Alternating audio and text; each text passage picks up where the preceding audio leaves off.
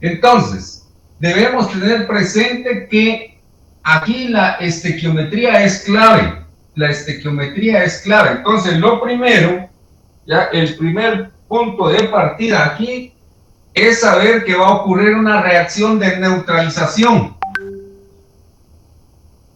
El ácido acético reacciona con el hidróxido de sodio, ya que son contrarios, ácido y base.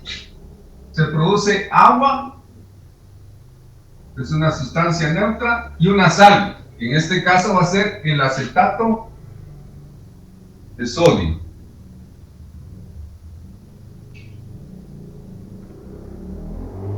Entonces, la primera cuestión es saber que entre un ácido y una base ocurre una reacción, se llama reacción de neutralización o reacción ácido-base.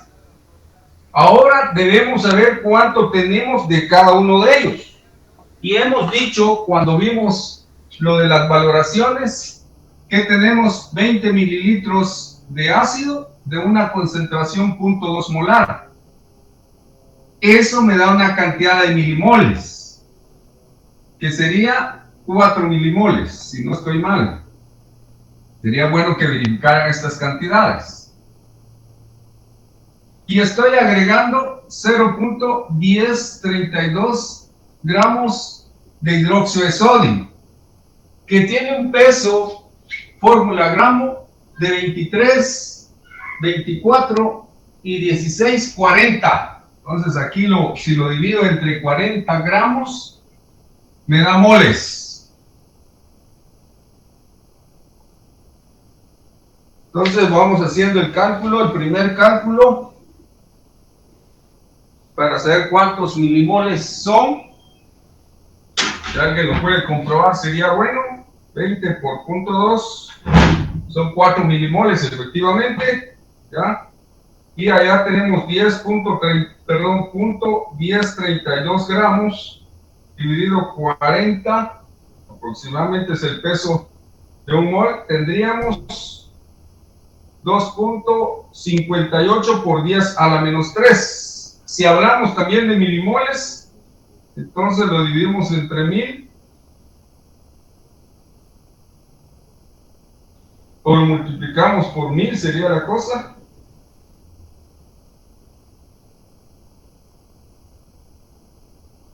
Porque un mol tiene 1000 milimoles, ¿verdad? 2.58 milimoles, díganme. Ya.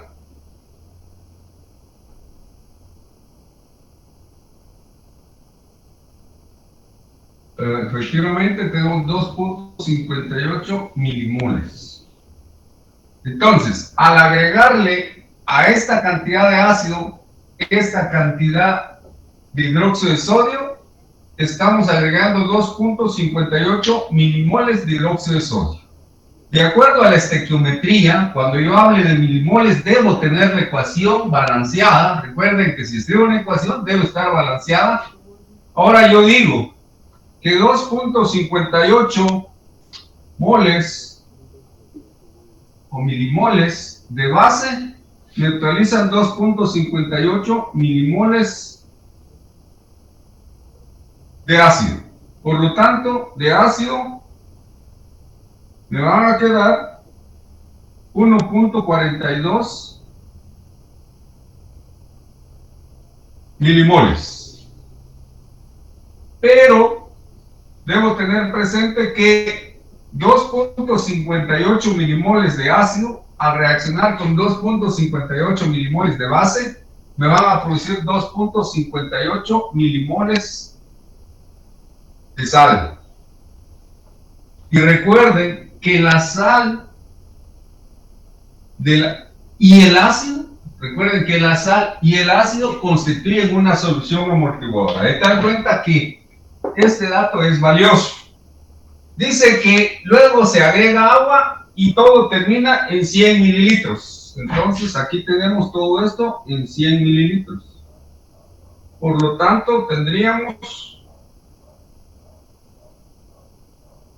una concentración de ácido, no estoy mal, de 0.0142 molar. y una concentración de sal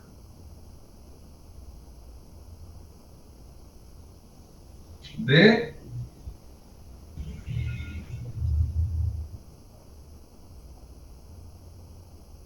0.258 molar.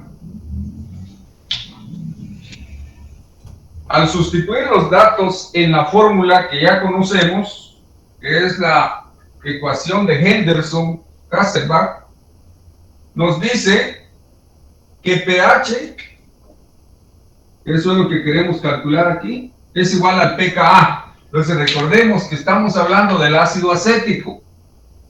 Y sabemos que la constante del ácido acético es aproximadamente 1.79 por 10 a la menos 5.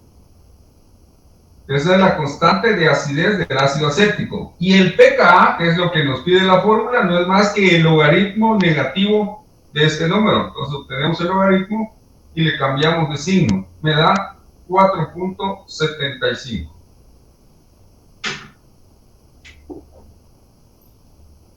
Luego la fórmula dice que la concentración de la base debe quedar dividida entre la concentración del ácido. Recordemos que la base ya es la sal del ácido acético.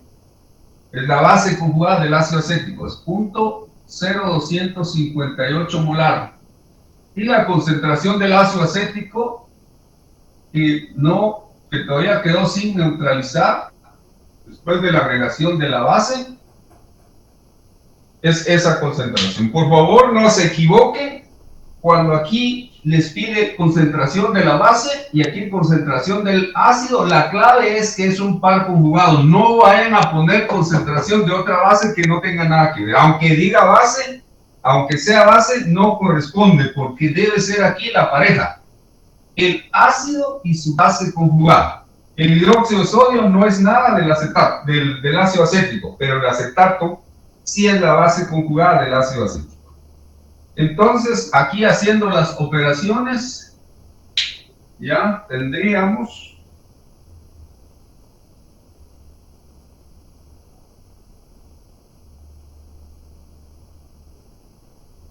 (1.82), obtenemos el logaritmo y se lo sumamos a 4.75. Y tenemos un pH de 5.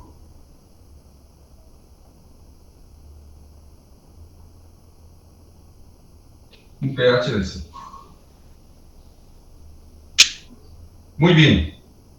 Una cuestión importante aquí es que en el problema no necesariamente se va a revelar que tenemos directamente ya los datos que me pide la fórmula: concentración de la base dividido la concentración del ácido, porque la base que está pidiendo aquí la fórmula es la base conjugada del ácido, y aquí me están dando una base que no tiene nada que ver con esto. Entonces, por favor, no se vayan a equivocar. Deben tener presente que esa base va a neutralizar parte del ácido acético, pero va a producir la base conjugada del ácido acético.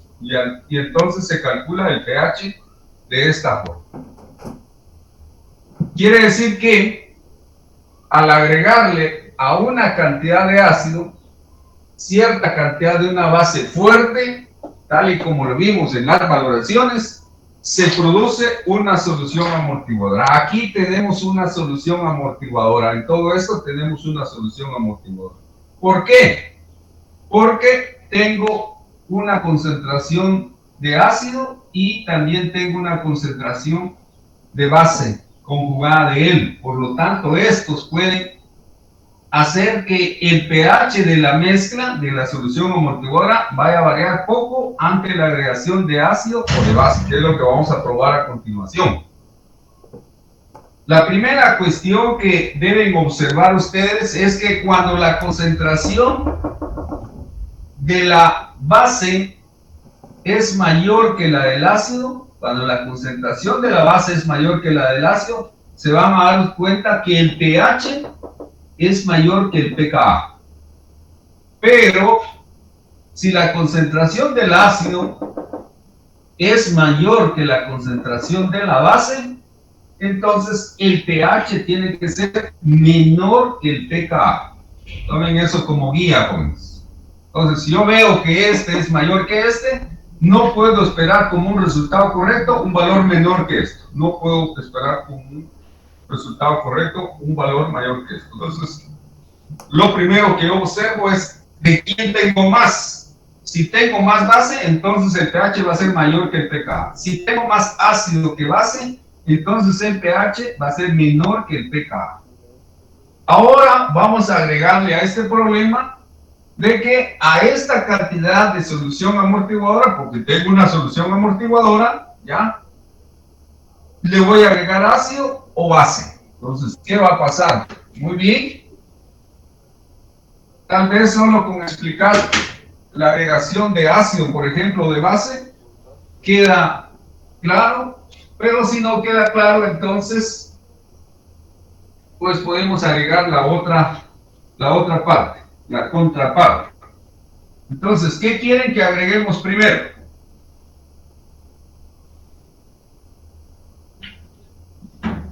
Ingeniero, ¿un ácido, no? Vamos a agregar un ácido. Entonces, vamos a decir, a la mezcla anterior, sería esta, se le agregan 5 mililitros de HCl, 0.1 molar. La pregunta, ¿cuál será el nuevo valor de pH? ¿Por qué hacemos esta pregunta? Por lo que ya hemos dicho. Yo tengo, ya indirectamente fabricamos una solución amortiguadora. ¿Cómo la fabricamos? Agregándole a un ácido débil una base fuerte. Vean las formas de preparar soluciones amortiguadoras, o sin querer ahí preparamos una solución amortiguadora. Entonces tengo una solución amortiguadora. ¿Qué pasa si le agrego 5 mililitros de HCl? ¿Qué les decía que dice la lógica? ¿Qué dice la lógica? Ingeniero, que el pH va a disminuir. Correcto. El pH debe disminuir. Tiene que disminuir. No podemos aceptar que el pH sea 5. Y mucho menos que sea mayor que 5. Porque ya sabemos que la mezcla esta tuvo un pH de 5. Si yo le agrego ácido, el pH debe disminuir. No va a ser 5 y nunca mayor que 5. Debe ser menor que 5. Entonces ahora lo que sigue otra vez es plantear una ecuación. ¿Qué ecuación? La ecuación de neutralización, ¿ya? Entre el ácido clorhídrico que yo le voy a agregar y uno de los dos componentes fundamentales de la solución amortiguadora. Entonces, es HCl ¿con quién?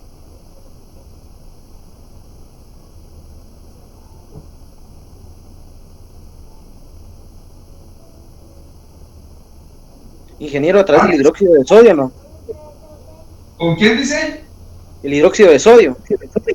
No, ya se equivocaron, ya cayeron en la trampa. Que no les puse ninguna trampa. Entonces, jóvenes, si no han estudiado, se ve que no tienen claridad, vean otra vez la fórmula. En la fórmula, ¿cuáles son los componentes fundamentales de la solución amortiguadora?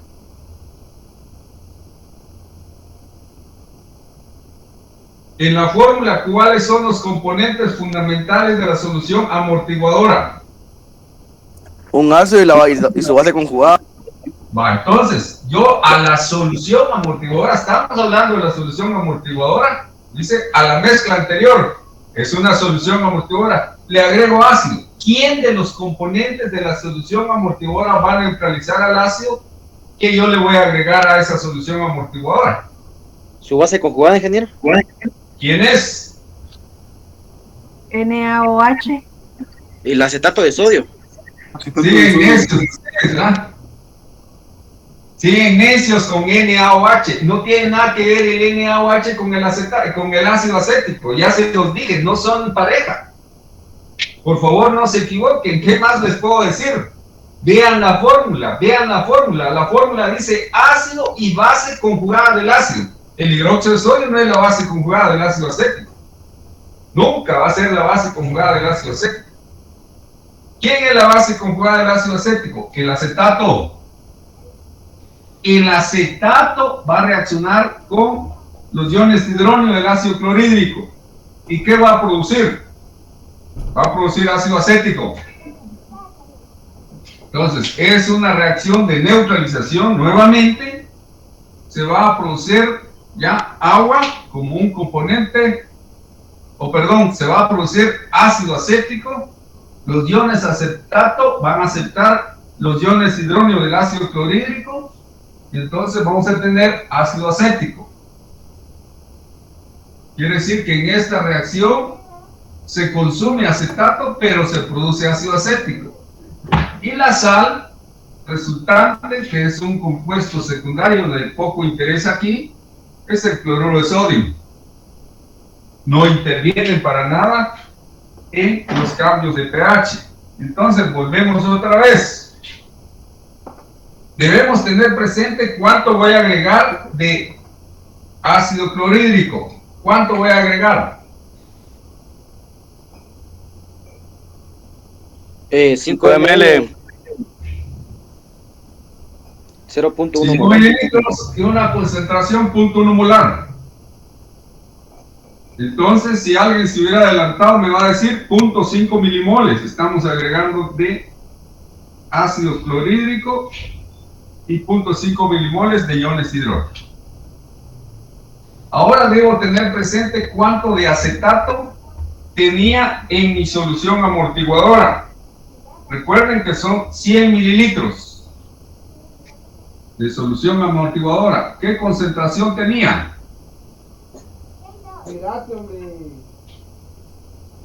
0.0258 molar. Entonces multiplicamos esto y nos da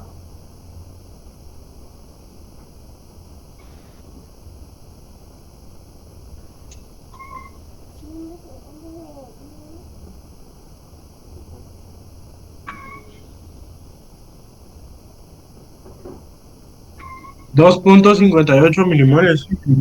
ya, 2.58 milimoles. Muy bien. Entonces, esa es la cantidad de base que teníamos en nuestra solución amortiguadora. Recuerden que tenemos 100 mililitros.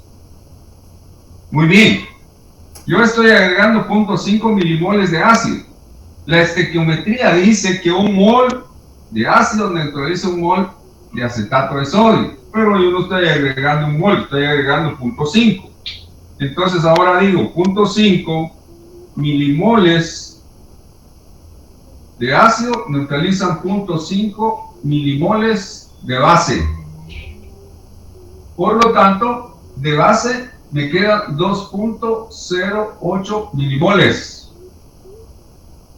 En un volumen que son los 100 mililitros más 5 que estoy agregando, 105 mililitros.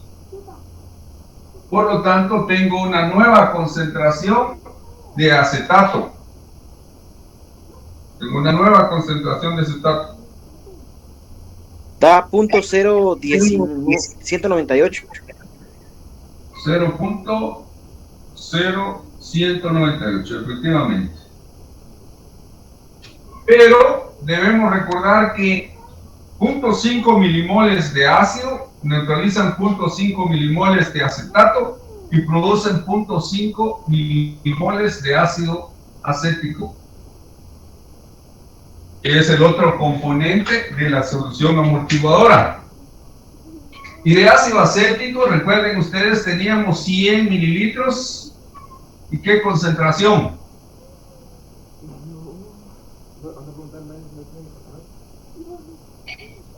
0.0142. 0.0142. 0,142.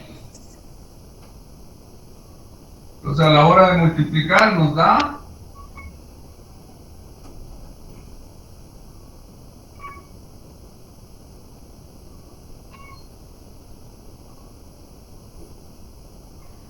1.42.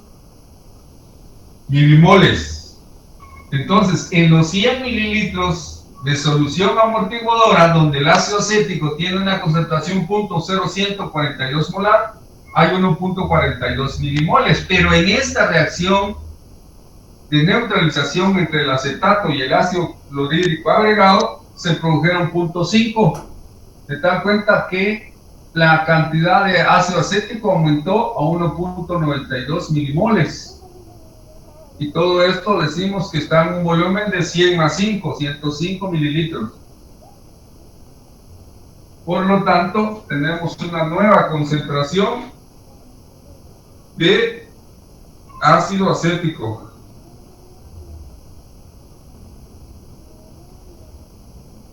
De .01828.6.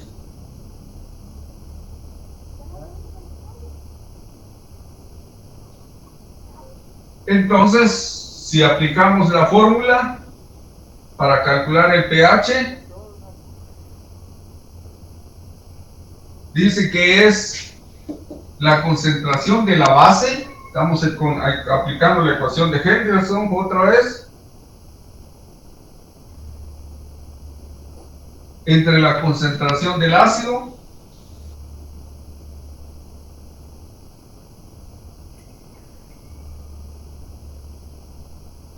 a ese resultado le sacamos logaritmo y le sumamos 4.75, si no estoy mal, y da un pH de 4.78.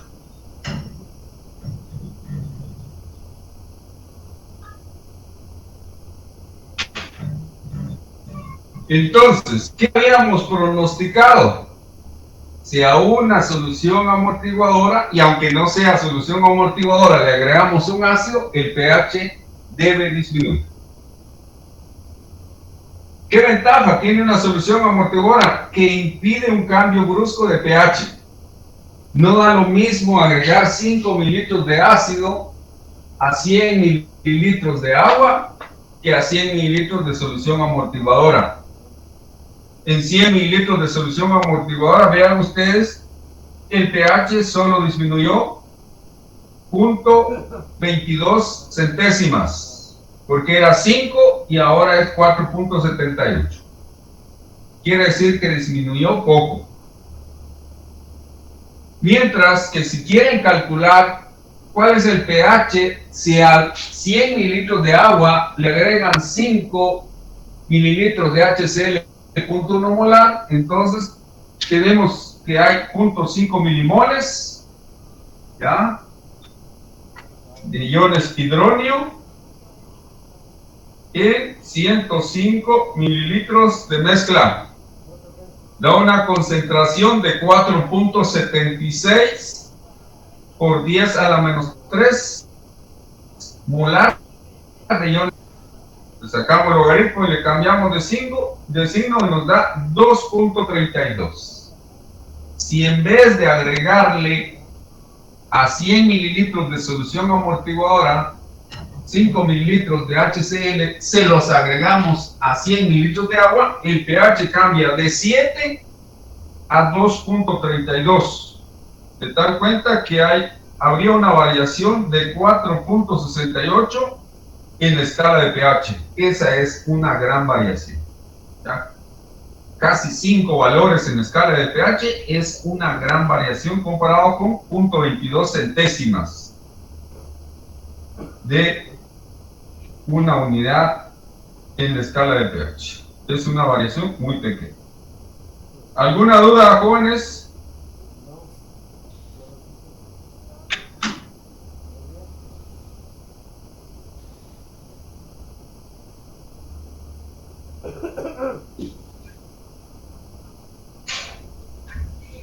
Bueno, vamos a dejar este tema. Recuerden que está en el capítulo 16. Por favor, lean, revisen los contenidos que da el libro, realicen los ejercicios del libro, no solo en el interior, sino los que están al final del capítulo. Y ahora pasamos a un nuevo tema que se denomina constante de los productos de solubilidad, que frecuentemente en los libros y en nuestros cursos nosotros le llamamos KPS. Entonces, cuando hablamos de estas constantes de los productos de solubilidad, nosotros frecuentemente decimos KPS.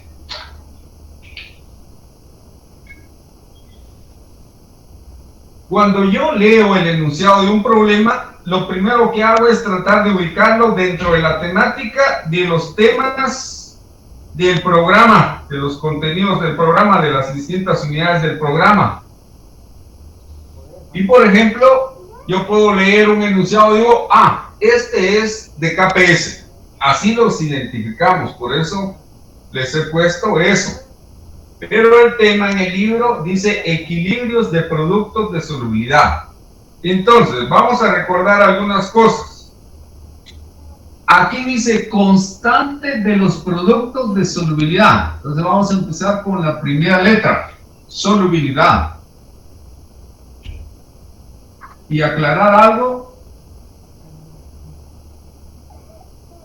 sobre este tema que habla de solubilidad. Entonces, la primera cuestión clave que tenemos que recordar otra vez, hay que volver al capítulo 12, donde se habla de solubilidad.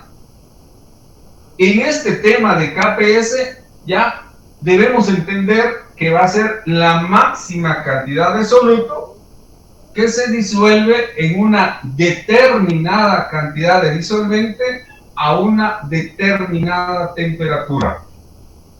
Entonces, recuerden, es la máxima cantidad de soluto que se disuelve en una determinada cantidad de disolvente a una determinada temperatura. ¿Por qué hablamos de una determinada cantidad de solvente y a una determinada temperatura? Porque en la medida en que utilicemos más solvente, voy a disolver una mayor cantidad. Igualmente, si la temperatura es mayor, se va a disolver una mayor cantidad. Entonces, por eso tiene que especificarse cuando se habla de solubilidad, ya, con claridad, en cuánto de solvente se está disolviendo y a qué temperatura está ocurriendo esa disolución. Entonces, la otra cuestión que vamos a aclarar en este caso es que siempre que hablamos de estos problemas de KPS, estamos hablando de la máxima solubilidad. En otras palabras, nos estamos refiriendo a una solución saturada. Una solución saturada. Recuerden ustedes que aquí tenemos soluciones sobresaturadas, que son muy raras, muy pocas sustancias se prestan para producir soluciones sobresaturadas. El libro creo que habla de una que es acetato de, no sé si de cobre, que se presta a producir soluciones sobresaturadas. Si no recuerdo el otro ejemplo, pero son muy pocas las sustancias, ¿ya? Y luego hablamos de las soluciones insaturadas. Las soluciones insaturadas son las que tienen una cantidad de soluto menor de la máxima que puede disolver una determinada cantidad de disolvente. Las soluciones sobresaturadas son aquellas que tienen una cantidad de soluto disuelta mayor de la que se puede obtener en una solución saturada. Esto es muy difícil. El truco que se aplica es que se aumenta la temperatura y se agrega más soluto. En la medida en que se vuelve a enfriar, debería de caer todo lo que está en exceso, pero en esas sustancias no cae, y de esa manera logramos tener la solución sobresaturada. Entonces hacemos la aclaración: siempre que hablemos de KPS nos estamos refiriendo a una solución saturada. Cuando hablamos de valores de KPS, entonces tenemos que recordar que hay sustancias, ¿ya?, que son muy solubles en algún solvente. Entonces aquí, muy solubles.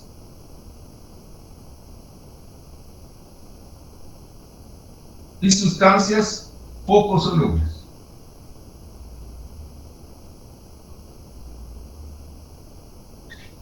En este caso, cuando hablamos de KPS, estamos hablando de sustancias poco solubles. Entonces, de una vez que quede claro, cuando hablamos de valores de KPS de sustancias, son sustancias poco solubles. Y el libro de una vez indica que estamos hablando ya de poca solubilidad de esas sustancias en agua. Entonces, en todos los casos el solvente es agua.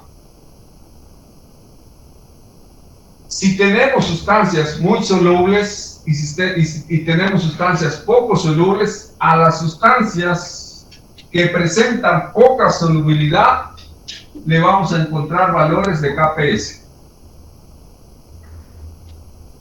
Quiere decir, en otras palabras, que si en un problema nos hablan de una sustancia y nos dan el valor de la constante de su producto de solubilidad, entonces me están diciendo que es una sustancia poco soluble.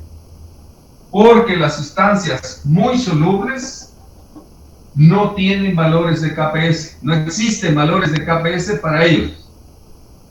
Así como en ácidos o bases fuertes no hay constantes, en sales o sustancias muy solubles no hay constantes. Así como en ácidos y bases débiles hay valores de constantes de acidez y de basicidad, así en las sustancias poco solubles hay valores de constantes de productos de solubilidad. Entonces, para que tengamos ese parámetro como clave. Entonces, ¿cómo sé si una sustancia es soluble, muy soluble o poco soluble? Entonces, lo primero que debiéramos de hacer es conocer las reglas de solubilidad.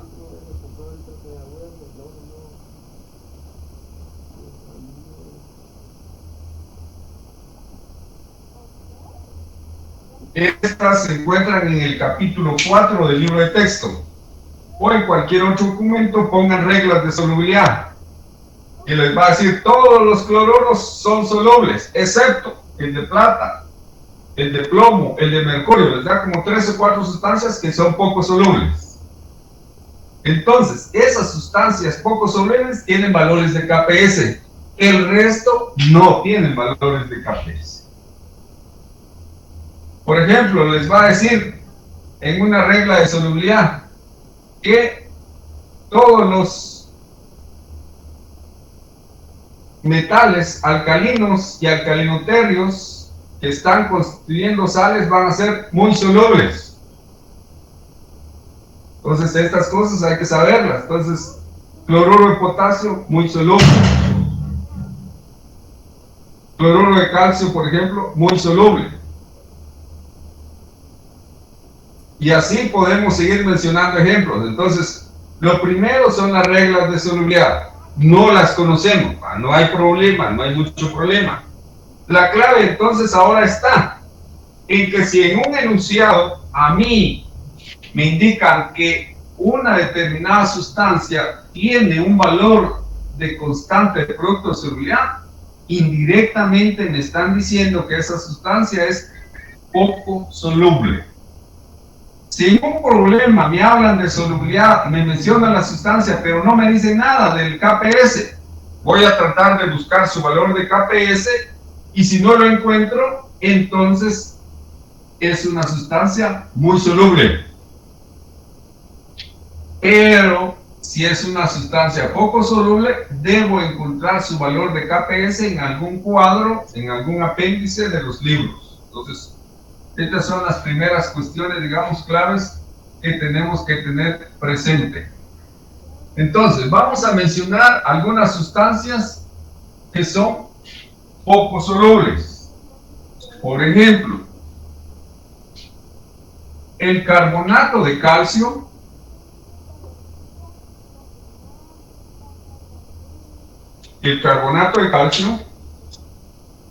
es una sal poco soluble. El carbonato de magnesio también es una sal poco soluble.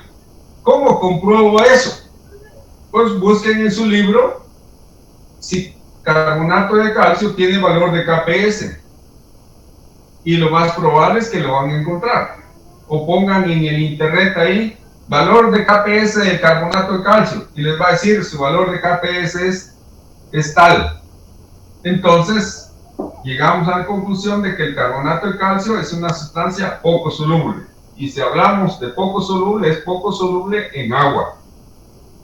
Entonces, lo primero que tenemos que hacer en una sustancia poco soluble, si vamos a tratar este tema, está hablando de constantes, es escribir la ecuación. Entonces tenemos que escribir la ecuación de cómo esta sustancia, al colocarse en agua, se disuelve. Entonces, como estamos hablando de constante, entonces no puede faltar la doble flecha en la ecuación, porque estamos diciendo que esta solubilidad va a alcanzar un equilibrio. Entonces, cuando coloco carbonato de calcio en agua, empieza a disolverse el carbonato de calcio y se empiezan a formar iones calcio rodeados de moléculas de agua. Iones carbonato rodeados de moléculas de agua. ¿Por qué ponemos doble flecha? Porque solo parte del carbonato de calcio se va a disociar. Solo parte del carbonato de calcio se va a disolver. La mayor parte del carbonato de calcio va a quedar como un sólido. ¿Por qué? Porque es una sustancia poco soluble, se va a disolver muy poco. Si quisiéramos aquí explicar la parte del cambio, entonces podríamos decir que el cambio que se da aquí es el siguiente. Si S, aquí ya no ponemos X, pero lo podríamos poner, no hay ningún inconveniente, pero el libro pone S porque está hablando de solubilidad. Si S moles por litro de carbonato de calcio se logra disolver, entonces voy a tener S molar de iones calcio y S molar de iones carbonato. Así sería la proporción. Si yo lograra disolver un mol de carbonato de calcio, tendría en disolución un mol de iones calcio y un mol de iones carbonato. Pero el carbonato calcio se va a disolver muy poco. Entonces, por eso, como no sabemos cuánto se va a disolver y es una incógnita, podemos decir que es X. Si X se logra disolver, va a producirse X de estos iones y X de estos iones. Ahora sabemos que tenemos que escribir la expresión de la constante de equilibrio, porque aquí se alcanza un equilibrio. Entonces aquí ponemos ahora KPS, porque estoy hablando de la constante de los productos de solubilidad. Y esto me está diciendo de una vez que estoy hablando de los productos solubles. Recordemos la forma de escribir las expresiones de las constantes de equilibrio. Sabemos que, por favor corrijan aquí, iones calcio tiene dos cargas positivas, se me había olvidado, solo le había puesto uno. Recordemos que en las expresiones, en la escritura de las expresiones de las constantes de equilibrio, no se incluye ni sólidos, ni líquidos, ni solventes. Por lo tanto, la expresión de la constante de solubilidad del carbonato de calcio quedaría así. Constante del producto de solubilidad es igual a la concentración de iones calcio por la concentración de iones carbonato. Nada más. Entonces, aquí tenemos una clave. La clave está que solo van a aparecer en la expresión de la constante los productos solubles. Solo aparecen en la expresión de la constante de equilibrio los productos solubles, ¿no? Calcio acuoso, carbonato acuoso, los únicos que aparecen.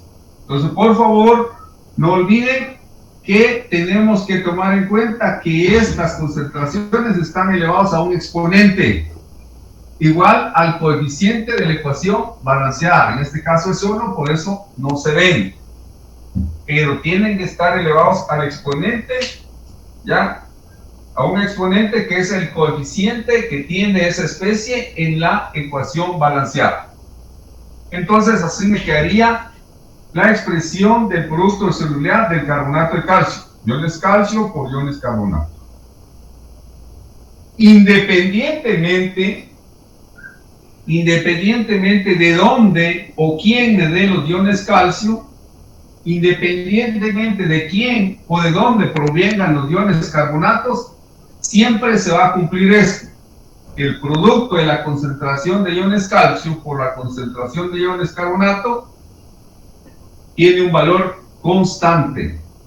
Entonces, si alguien puede buscar este valor en el internet y no lo pasa, ¿ya? Si alguien puede buscar este valor en el internet y no lo pasa, ya resolvemos un problema conociendo el valor de KPS. 6 por 10 a la menos 9, ingeniero. 6 por 10 a la menos 9. ¿Alguien más que haga la búsqueda?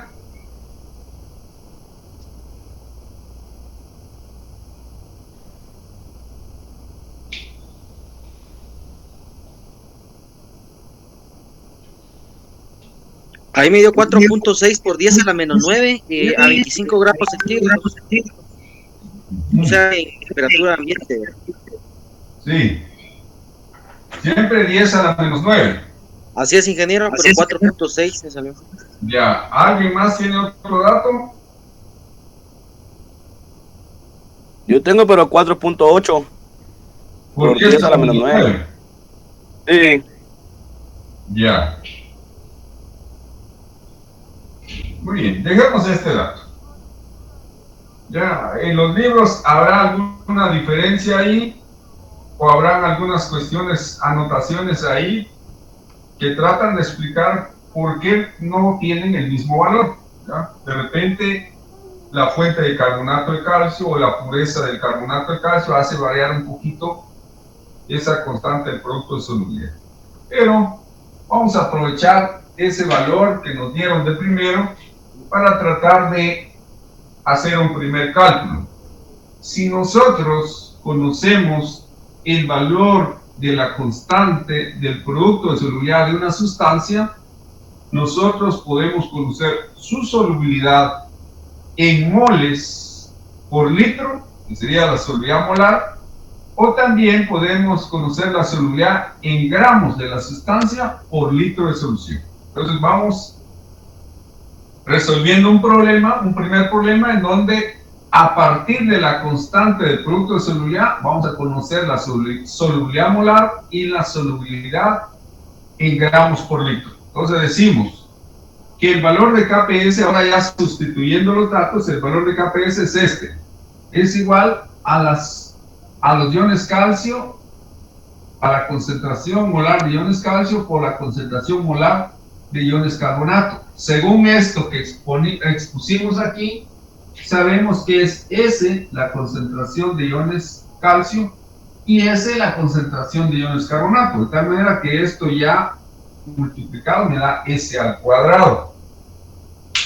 Para conocer el valor de S, entonces le extraemos raíz cuadrada a esto y le extraemos raíz cuadrada a esto. Por lo tanto, ya vamos a tener ahora un valor de 7.746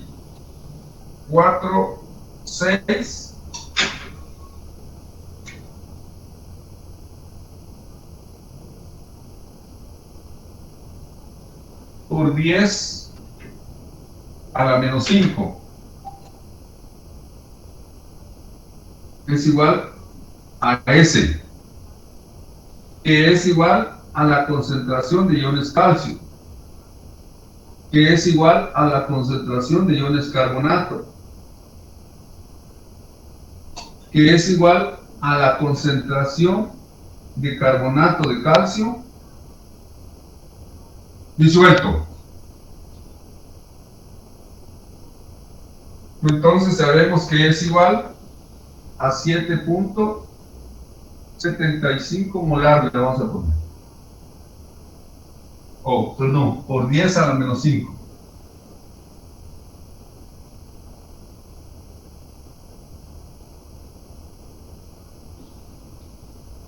Entonces, primer problema resuelto de KPS. Si conocemos la constante del producto de solubilidad, podemos conocer su solubilidad molar. Porque ya sabemos cuál es la solubilidad molar del carbonato de calcio. Aquí lo tenemos. Pero de repente eso no nos revela mayor cosa. Entonces debemos cambiar de solubilidad molar a solubilidad en gramos por litro. Pues vamos a cambiar a solubilidad en gramos por litro. Entonces decimos 7.75 por 10 a la menos 5 moles de carbonato de calcio están disueltos en 1 litro de solución. Entonces ahora yo quiero gramos por litro de solución. Por lo tanto, vamos a calcular el peso de 1 mol de carbonato de calcio. 40 más 12.01 más 48. Si no estoy mal, da 100.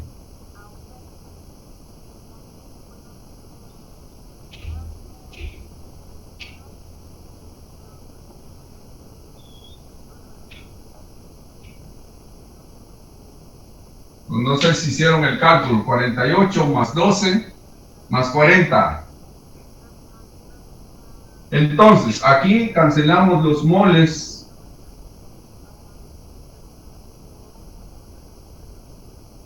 con moles de carbonato de calcio con moles de carbonato de calcio, y me da ahora gramos de carbonato de calcio por litro de solución.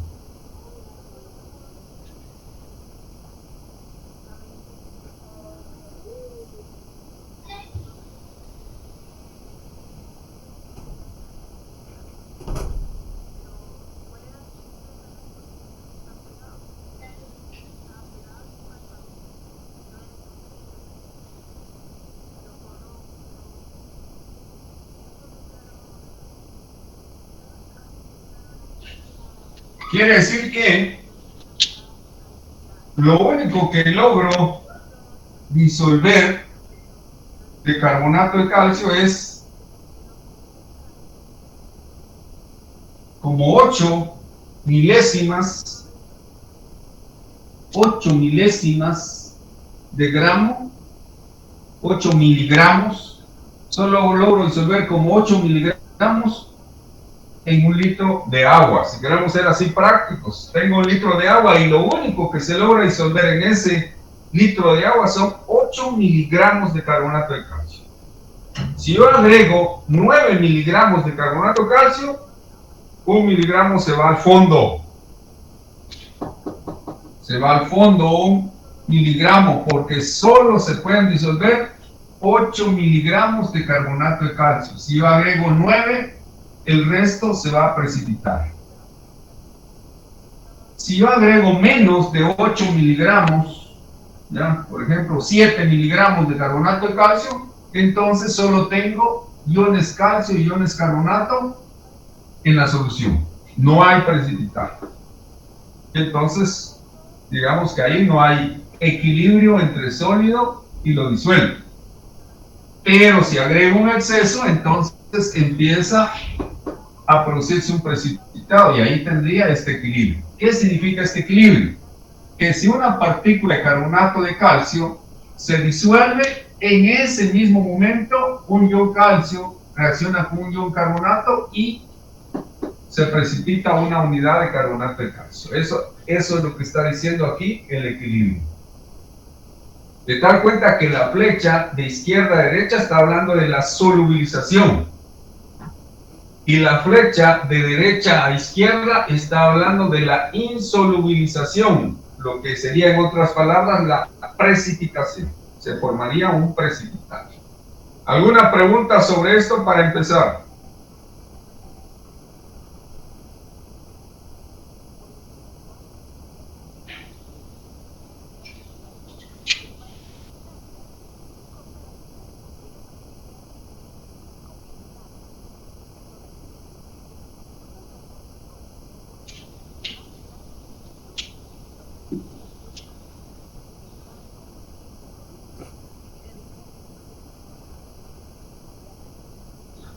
Muy bien, vamos a continuar con este tema, ya que es parte todavía del contenido para el examen parcial.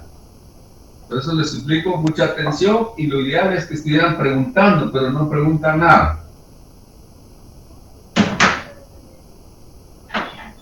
Si ahora hablo del carbonato de magnesio,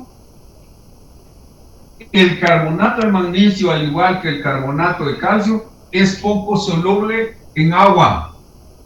Por lo tanto, yo puedo escribir su ecuación en donde muestro cómo los iones magnesio disueltos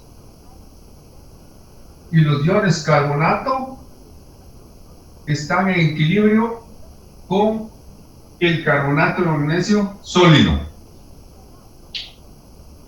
¿Alguien me puede dar el valor de KPS del carbonato de magnesio?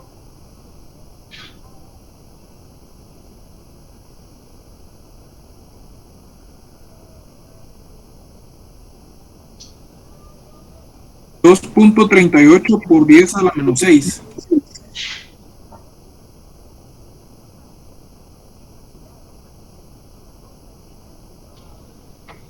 Muy bien.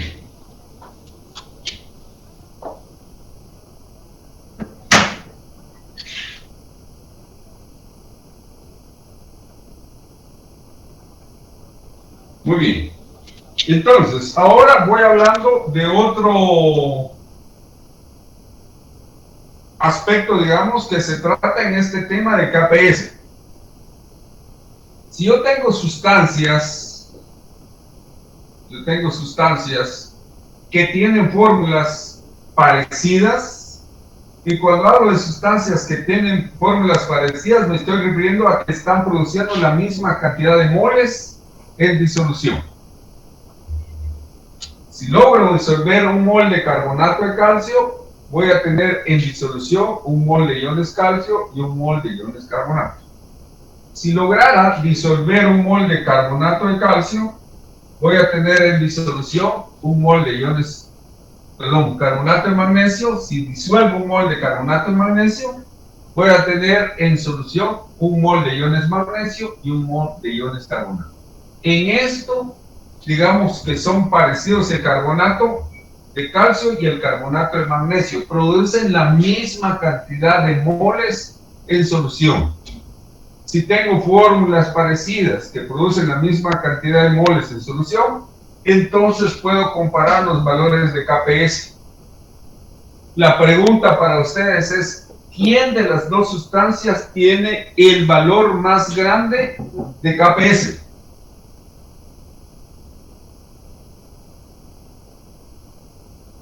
El carbonato de magnesio. Correcto. El carbonato de magnesio. Entonces, comparándolos, ¿qué puedo hacer? Comparar compuestos de fórmulas parecidas en cuanto a que producen el mismo número de iones en solución. Entonces, comparando los valores de KPS, yo puedo decir que de estos dos, este es el más soluble. el más soluble entre carbonato de calcio y carbonato de magnesio es el carbonato de magnesio. ¿Por qué? Porque tiene una constante de KPS más grande. Y entonces diríamos que este es el menos soluble de los dos, porque tiene un valor, su constante, menor que el de este. Por lo tanto, es menos soluble. Entonces, cuando tengamos sustancias similares, parecidas en cuanto a la cantidad de iones que producen en solución, podemos comparar sus valores de KPS. El que tiene el valor más grande es el más soluble y el que tiene el valor más pequeño es el menos soluble. Pero si a mí me piden comparar sustancias que tienen distinto valor de KPS, lo que tengo que hacer es obtener ya la cantidad que se logra disolver. En otras palabras, calcular el valor de S. Voy a, por ejemplo, ahora dejar el carbonato de magnesio y lo voy a comparar, por ejemplo, con el cloruro de plata, por ejemplo. Entonces tenemos aquí cloruro de plata sólido, va a producir iones plata mezclados con agua, iones cloruro mezclados con agua. ¿Alguien me puede dar el valor de KPS del cloruro de plata? 1.6 por 10 a la menos 10. 1.6 por 10 a la menos 10. Muy bien. Si ahora yo les pregunto, bueno, aquí estamos con lo mismo. Pensé haber puesto un problema distinto, pero no. Ya, estas fórmulas otra vez son parecidas porque están produciendo el mismo número de moles. Me equivoqué aquí en el ejemplo. Pero de nuevo, si comparamos los valores de KPS, solo con comparar los valores de KPS, podemos saber quién de los dos es más soluble. Entonces, el más soluble es el que tiene el valor de KPS más grande. Entonces, ¿quién es más soluble entre el cloruro de plata y el carbonato de magnesio? Pues el carbonato de magnesio. El cloruro de plata es menos soluble porque tiene un valor de KPS mucho más pequeño. Vamos a poner aquí a otro. Por ejemplo, al fosfato de calcio.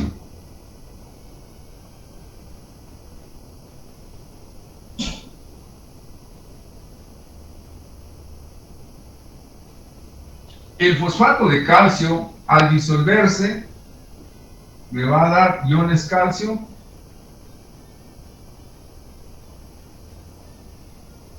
y iones fosfato. Pero de iones calcio me da 3 moles.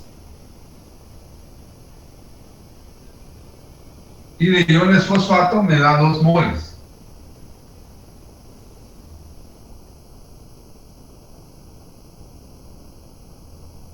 ¿Cuál es el valor de KPS del fosfato de calcio?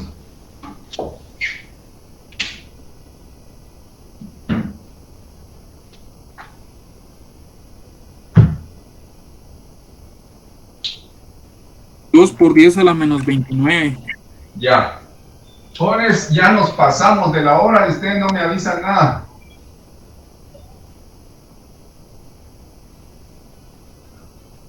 Continuamos mañana, jóvenes, ya nos pasamos de la hora.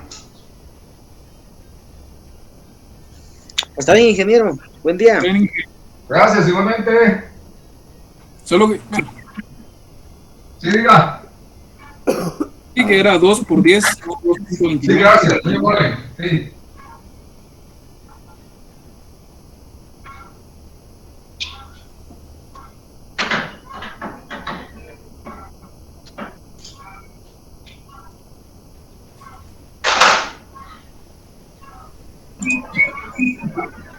¿Y una consulta cuándo es el parcial? El jueves. Gracias.